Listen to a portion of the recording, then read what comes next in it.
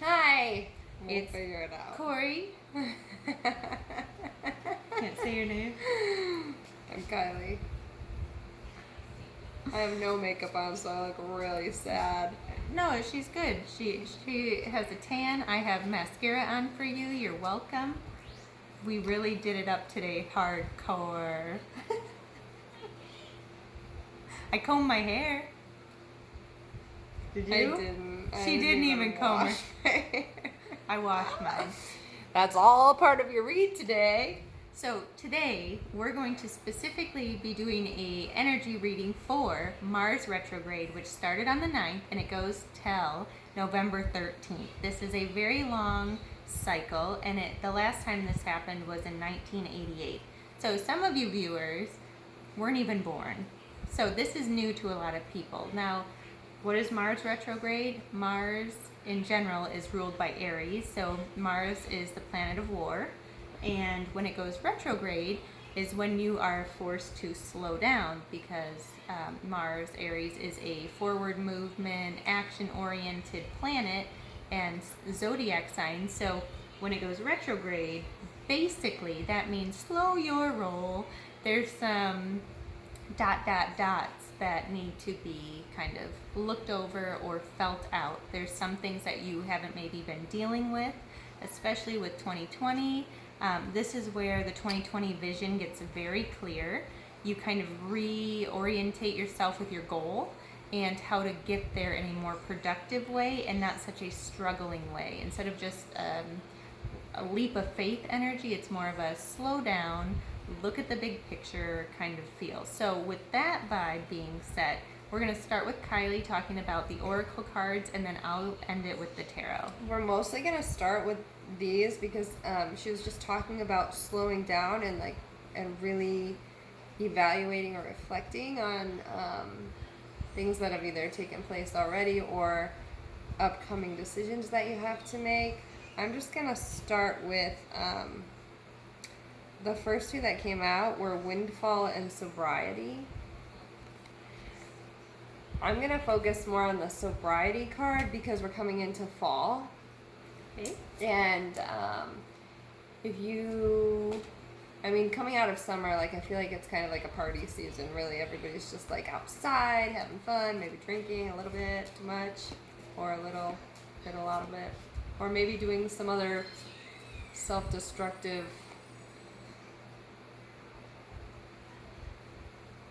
No? I mean, I just ran a detox, so I'm super good right now. But if that's what I mean. The point is during an equinox, you want to really start to clean out your system so you have clarity when you are any season reflecting. Change, you kind of want to remove any of that stagnant energy that you've collected over the season, so you can go into a healthier, perspective and mind, body, spirit, right? Yeah, so while you are reflecting on all the things that, during retrograde where you're slow, you can actually focus on them. Where everything's been slowed down, but you're actually very clear and you're able to really, success in that reflection. So we got a ton. I think I'm gonna, we got five messages all at once, and they're very much coherent and cohesive with one another. Can I jump into, not only are we going to be dealing with our internal workings on just Mars retrograde, we also are going to be having a Mercury retrograde in the month of October. So if we're not getting hit with just one rough one that makes you do the internal work, we're doing a double take with Mercury making you really stop and slow down. So if you didn't get the hint to go with the flow, you will in October. You're going to have to. The universe is going to make you go with the flow because it has better plans than you could have ever come up with. So, on to Kylie. Okay, so all of these came out together, so I'm just going to show them to you one at a time just so you're not overwhelmed. But Forgiveness came out, and right away it was followed with Grief Work. again, we're talking about clarity, reflection, and all of these things may play into or tie into that. Be true to you. So while reflecting, don't focus too much on the other person and how they've reacted or whatever the situation may be, but also come back to what actually, what you are feeling, how you feel about the situation, and remain true to that. And with that, you start to heal from the past. And then motivation. Woo-hoo. These all came out together, and like they just read like a book. I thought they were like very much It's your time to do the work. with what's coming up. Cleanse, clear, do something good for your body and your mind. Yep. And then start to dig in a little bit. It doesn't mean you have to go to therapy. If you're against therapy, I mean, it's great. I think you should. But journal, meditate, go in. I mean, there's no right way to do it. We think that there's like a very specific guideline or outline of things that you're supposed to do do your healing work, but be true to you and do the work. Do the work. Do the work. We can't encourage that enough.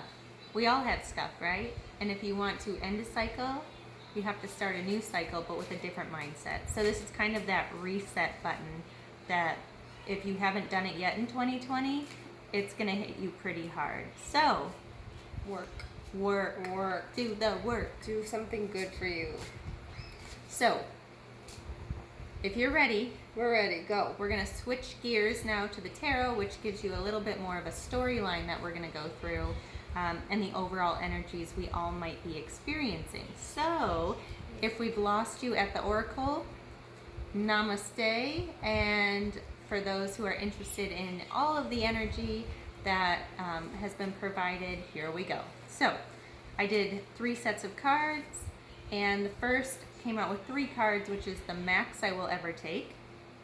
And it starts actually with the Lover's card. So, Lover's card, 7 of Swords, and the Emperor. So, this has a couple different things. So, the Lover's card is not necessarily about a lover. It's more about a relationship with ourself, with higher self, and with just partnership in general. So it could be with a coworker, it could be any business partner, or it could technically be a relationship that, yeah.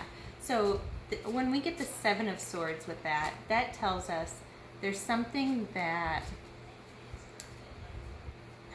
you kind of have to defend a little bit more, because there's something maybe going on behind the scenes that the universe is working out that you weren't aware of. It's kind of like, well, it's a spiritual meaning, but it's also maybe not everything is as it seems, which in retrogrades, it usually isn't. You're only looking at it from a certain perspective. So if there's a relationship that needs some TLC or just doesn't feel quite right as we go through these next 2.5 months, maybe step back and really do the inner work, right? Like, this is where we look at the situation as a whole and we say, what am I supposed to learn? What am I doing? Start journaling, start communicating, get that out somehow, even if that's running. Just get the physical movement, energy. You need energy movement to get that going. So then when we get the Emperor card with that, this is you standing in your power, in your strength. So, and it's the all-knowing Emperor who has control of their life. So once you do the work, you might clear up some partnerships and then see through the gunk. And this is going to be more towards the beginning of this Mars retrograde. And so when we get to we're going to get into mid-October, right when Mercury is retrograde, we have this intense energy that came out with one card, and it's the 5 of Wands, which is either internal conflict or external conflict. So 5s is all about just something isn't lining up right. It's more combative. It's more you just can't figure it out. you against yourself or you against everyone, or it feels that way. So when we have all these retrogrades, make sure you're not taking out this anger, this really built up energy towards others.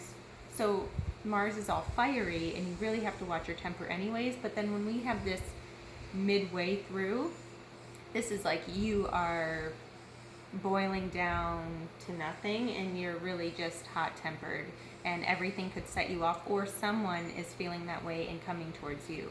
So this is just kind of a stop and reflect, and because we're warning you that this could be an energy you're in or around, you can take the initiative to change your outcome, right?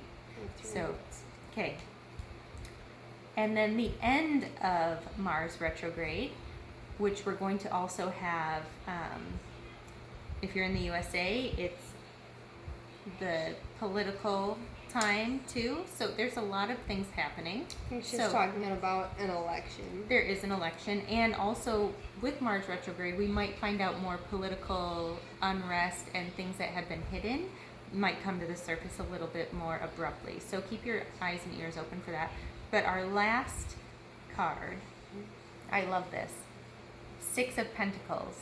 What is Six of Pentacles, you ask? Well, the energy is totally shifted.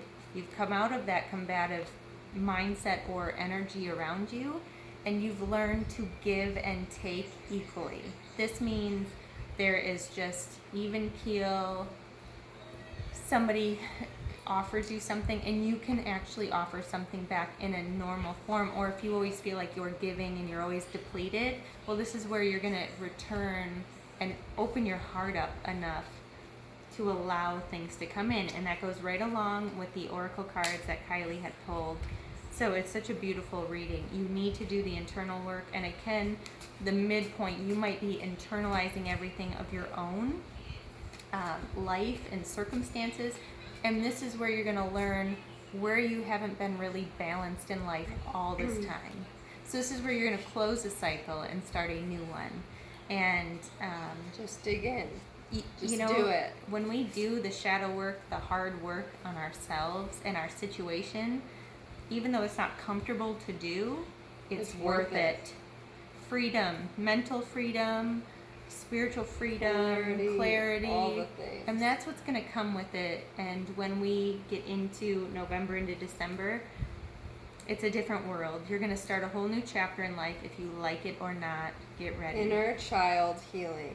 It's the time, because we're shifting everything after Mars retrograde. So just be ready, and thank you for watching. I hope you learned something. Have the best retro.